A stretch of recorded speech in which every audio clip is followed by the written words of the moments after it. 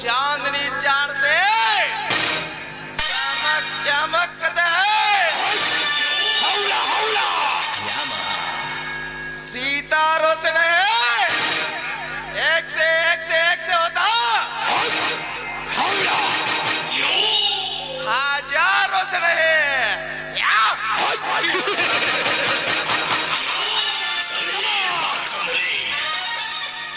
सोना में सुंटर गाली ಯಾವಾಗಲೂ ಬರುತ್ತೆ ಬರುತ್ತೆ ಅಂದ್ಮೇಲೆ ಅದ್ರ ಭಯ ಇರುತ್ತೆ,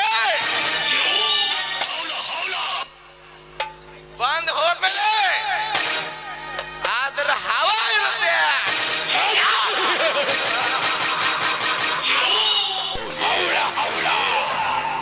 ಈ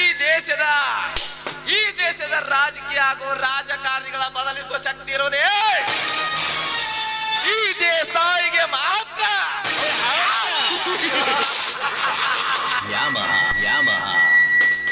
ಇಂದಿನ ರೈತರ ಹಾಗೂ ರಾಜಕಾರಣಿಯ ನಡುವಿನ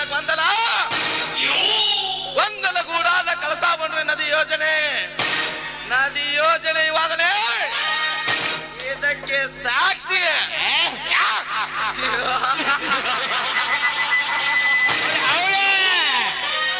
ನಾನು ಮನಸ್ಸು ಮಾಡಿದರೆ ತಾಯಿ ನೀರು ಸಮಸ್ಯೆಯನ್ನು ಹಿಂದೆ ಬಗೆಹರಿಸಬಹುದು, ಆದ್ರೆ ಬೇಡ, ಯಾಕಂದ್ರೆ ಅದು ರಾಜಕಾರಣಿಗಳ ಲಕ್ಷಣವೇ ಅಲ್ಲ.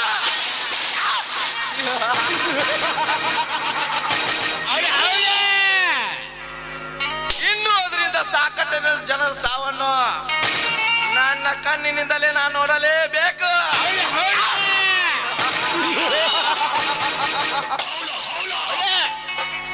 ಈ ಕಡ್ಕೊಳ್ಳೂರಲ್ಲಿ ನನಗೆ ಯಾರು ವೈರಿಗಳೇ ಇಲ್ಲ.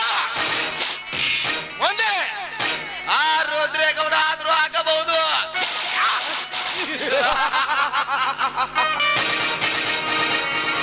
ಅಂತ್ಯ ಜಾತ್ರೆಯಲ್ಲಿ ಕಬಡ ಚಕ್ರವನ್ನು ನಿರ್ಮಿಸಿ ಅಲ್ಲಿ ರುದ್ರೇಗೌಡ ಸೋಲುವಂತೆ ಮಾಡಿ ಅವರಿಬ್ಬರೊಳಗೆ ಕಾಳಗ ಹಚ್ಚಿ ಆ ಬೆಂಕಿಯಲ್ಲಿ ನೀವೆಲ್ಲ ಬೆಂದು ಹೋದರೆ ಇಡೀ ಕಡ್ಕೊಳ್ಳೋರಿಗೆ ವಾರಸ್ತಾರ ಈ ದೊರೆ ದೇಸಾಯ.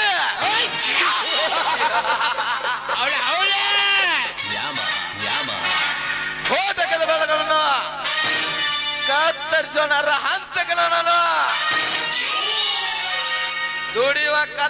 ದುಡಿಯುವ ಕೈಗಳನ್ನು ಕತ್ತರಿಸುವ ರಾಜಕಾರಣ ನನ್ನದು. ತಿರುಗಿ ಕೆಟ್ಟ ಕಣ್ಣಿನಿಂದ ನೋಡಿದವರ ಕಣ್ಣುಗುಡ್ಡೆಯನ್ನು ಕೇಳುವ ರಾಜಕಾರಣ ನನ್ನದು.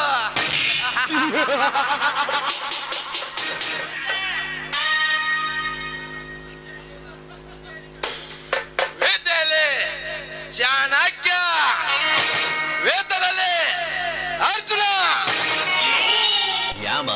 ಸ್ನೇಹದಲ್ಲಿ ಶ್ರೀಕೃಷ್ಣ ಪರಮಾತ್ಮನಿದ್ದಂತೆ.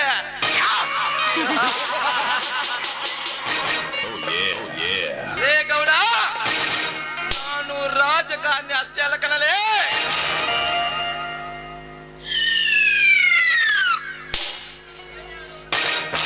ಬೇಟೆ ಆಡುವಾಗ ಬುಡುಬುಡಿಕೆ ಅವನಂತೆ ಬಡಿ ಬಡಿಸಬಾರದು. ದೇಶ ಆಳುವಾಗ ಬ್ರಿಟಿಷರಂತೆ ಹೆದರಿ ಓಡಬಾರದು. ಅಂದಾಗ ರಾಜಕೀಯದಲ್ಲಿ ನನ್ನಂತೆ ಗಟ್ಟಿಯಾಗಿ ನಿಲ್ಲಲು ಸಾಧ್ಯ.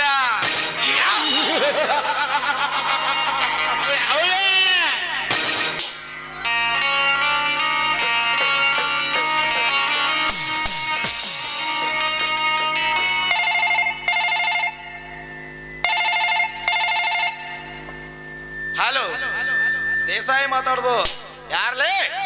ಸರ್, ನಾನು ದವಸದ ಧಾನ್ಯಗಳ ಗ್ರೂಪ್ ಆಫ್ ಕಂಪನಿಯ ಮ್ಯಾನೇಜರ್ ಹರ್ಷ ಮಾತಾಡೋದು.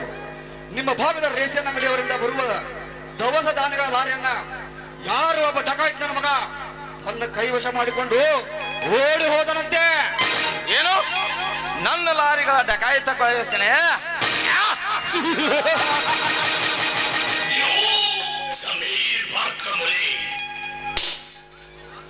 ನಾನು ಈ ರಾಜ್ಯದ ಕೃಷಿ ಸಚಿವ, ಜನಸಾಮಾನ್ಯ ಜೀವನಾಡಿಯಾದ ಸಾರಾಯಿ ಸಚಿವ.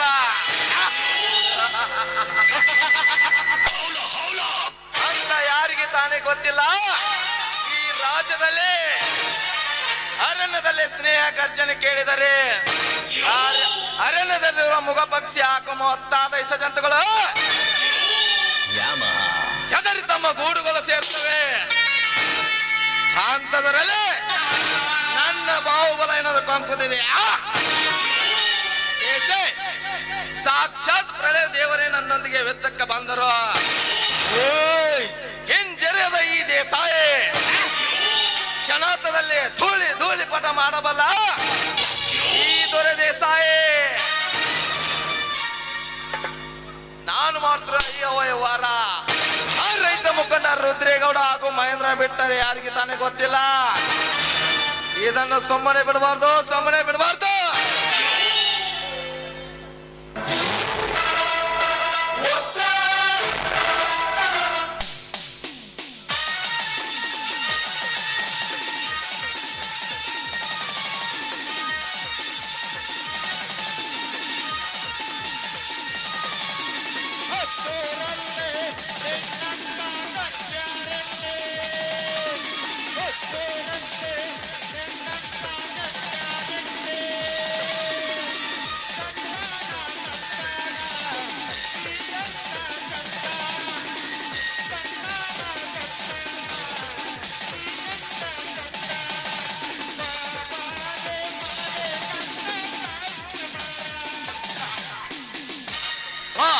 ದೇಸಾಯಿ, ತೆಗೆದುಕೋ ಊರಲ್ಲಿ ಬರ್ಬೇಕಾದ ಸರಾಯಿ ಅಂಗಡಿ ಸೋಂಕ. ಇದ್ಯಾವ ನಿಮ್ಮ ಮೋತಿ ಮೇಲೆ ಅವು ಲಕ್ಷಣೆ? ಈರನ ಸರಿಪುರುಷೋ ತವರ ರೂಪ. ಮಹೇಂದ್ರ, ಮುಖದ ಭಾವನೆಯನ್ನು ಯಾರು ಬೇಕಾದರೂ ಗುರುತಿಸಬಹುದು, ಆದರೆ ಮನಸ್ಸಿನ ಖಿನ್ನತೆಯನ್ನು ಹೆಚ್ಚಿಸುವುದು ಕೇವಲ ಆತ್ಮೀಯರಿಂದ ಮಾತ್ರ ಸಾಧ್ಯ. ಅಂತ ಕಡು ಸತ್ಯವನ್ನು ನೀನು ನಿರ್ಮಿಸಿಬಿಟ್ಟಿ ಮಹೇಂದ್ರ. ಅದೃಷ್ಟ ಎಂದರೆ ನನ್ನದು ಅಂತ ನಾನು ತಿಳಿದಿದ್ದೆ. ಸಮಾಜದಲ್ಲಿ ಯುದ್ಧ ಮಾಡಬೇಕಂದ್ರೆ ವೈರಿಗಳೇ ಯಾರಿಲ್ಲ. ಅಂದ್ರೆ ನಿಮ್ಮ ಮಾತಿನ ಅರ್ಥ? ಮಹೇಂದ್ರ, ಪ್ರಸ್ತುತ ಕೃಷಿ ಹಾಗೂ ಜನಸಾಮಾನ್ಯ ಜೀವನಾಡಿಯಾದ ಸಾರಾಯಿ ಸಚಿವ ನಾನು ಮುಟ್ಟಿದೆಲ್ಲ ಚಿನ್ನ ಈ ಮಣ್ಣಿನಲ್ಲಿ. ನಾನು ಮಾಡಿದ ಕಾಯಕ ಈ ಕರ್ನಾಟಕದಲ್ಲಿ. ಅಂತ ಯಾರಿಗೆ ತಾನೇ ಗೊತ್ತಿಲ್ಲ ಈ ರಾಜ್ಯದಲ್ಲಿ.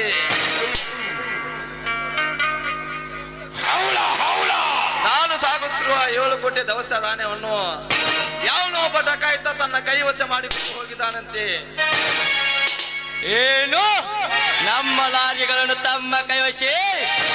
ಯಾವ ದೇಸಾಯಿ, ಅವು ಯಾರಂತ? ಯಾವುದೇ ಸಮುದ್ರದ ದಂಡೆಯಲ್ಲಿ ಹಿಡಿಗಿದ್ರು ಸರಿ, ಆ ರಣ ಹೇಡಿಯನ್ನು ರುಂಡ ತಂದು ನಿನ್ನ ಪಾದದ ಮುಂದೆ ಚೆಲ್ಲುತ್ತೇನೆ. ಹೇಳು ಮಹೇಂದ್ರ, ಅವನು ಯಾರಂತ ಗೊತ್ತಾಗಿದ್ದರೆ ಇಷ್ಟೊತ್ತಿಗೆ ಅವನ ಹೆಣದ ಮೇಲೆ ಹತ್ತಕ್ಕಾಗಿ ಹಾರಾಡುವಂತೆ ಮಾಡಬಲ್ಲ ಈ ದೊರೆ ದೇಸಾಯಿ. ಮಹೇಂದ್ರ, ಇದರಲ್ಲಿ ಆ ರುದ್ರೇಗೌಡನ ಕೈವಾಡ ಏನಾದ್ರು? ಖಂಡಿತವಾಗ್ಲೂ ಇದಕ್ಕೆ ಆ ರುದ್ರೇಗೌಡನ ಕೈವಾಡನೇ ಇದೆ. ಮಹೇಂದ್ರ, ಹಾಗೇನಾದ್ರು ಆದರೆ ಸರ್ಕಾರ ಕೋರ್ಟ್ ಕಾನೂನು ಕಚೇರಿ ನಂದೈತೆ. ಆ ರುದ್ರೇಗೌಡನ ತರ್ಪಕ್ಕೆ ತೀರ್ಪು ಕೊಟ್ಟು ಅವನ ವಿನಾಶದ ಹಾದಿಗೆ ಚಕ್ರ ಯೋಜನೆ ಮಾಡು. ನೀನು ಅಪ್ಪಿ ಒಮ್ಮೆ ಅಪ್ಪಣೆ ಕೊಟ್ರೆ ಸರಿ, ಸೀದಾ ಅವನ ಶವಕ್ಕೆ ಬಂದು ಬಿಡಿ.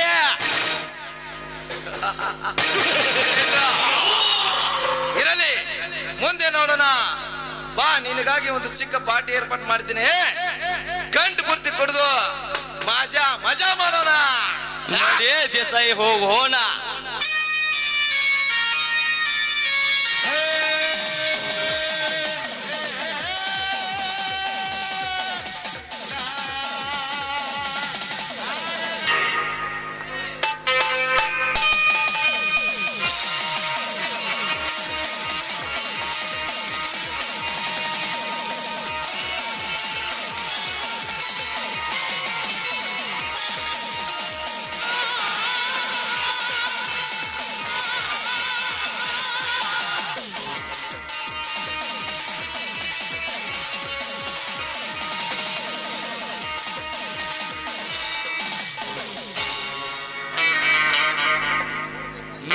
ದೇಸಾಯಿ, ಈ ಊರಿನ ಬಹು ಮಂದಿ ಮನೆ ಮಾರನ್ನು ಒತ್ತಿಟ್ಟು ಕೆರೆ ಕೊಡೋದು, ಕೊನೆಗೆ ಕೋಳಿಗೆ ನೀರಿಗೆ ಗತಿ ಇಲ್ಲದೆಂದು ಸಾಯ್ತಾರೆಂದು ತಿಳಿದುಕೊಂಡಿಯಾ? ಅದು ನಿನ್ನ ಹುಚ್ಚು ಕಲ್ಪನ. ಆ ಮಹಾದೇವ ಹಾಗೂ ರಾಜೇಂದ್ರ ಈ ಕಟ್ಕೊಳ್ಳೂರಲ್ಲಿ ಸರಾಯಿ ಅಂಗಡಿ ಮುಕ್ತ ಮಾಡಿದ್ದಾರೆ ಅಂತೆ. ಅದಕ್ಕೆ ನನ್ನ ಕೈವಾಡನೆ ಇದೆ. ಒಳ್ಳೆಯವರಿಂದ ಯಾವತ್ತು ಇರುತ್ತಾನೆ ಈ ರೌಡಿ ಮಹೇಂದ್ರ ದೇಸಾಯಿ. ನನ್ನ ಬಂದ ಕೆಲಸ ಇನ್ನು ಮುಗೀತು, ನಾ ಇನ್ನ ಬೋರ್ತೀನಿ.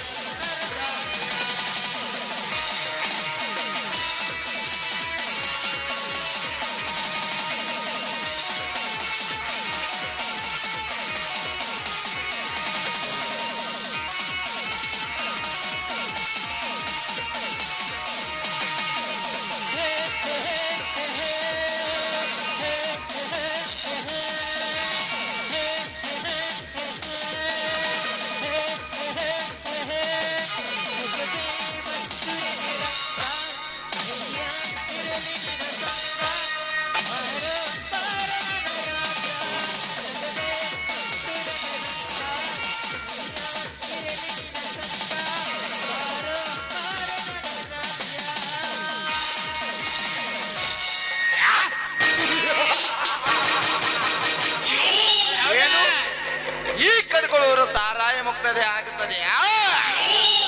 ಸಾಧ್ಯವಿಲ್ಲ.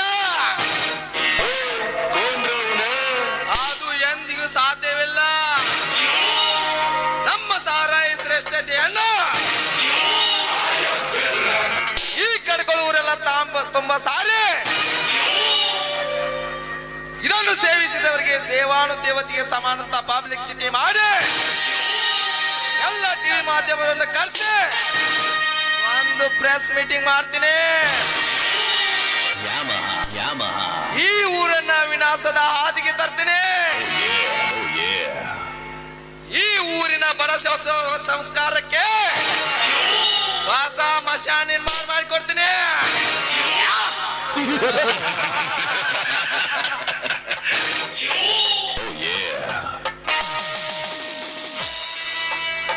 ಹುಟ್ಟಿದ ಹುಳ ಸಾಯಲೇಬೇಕು. ಕಟ್ಟಿದ ಮನೆ ಬೀಳಲೇಬೇಕು.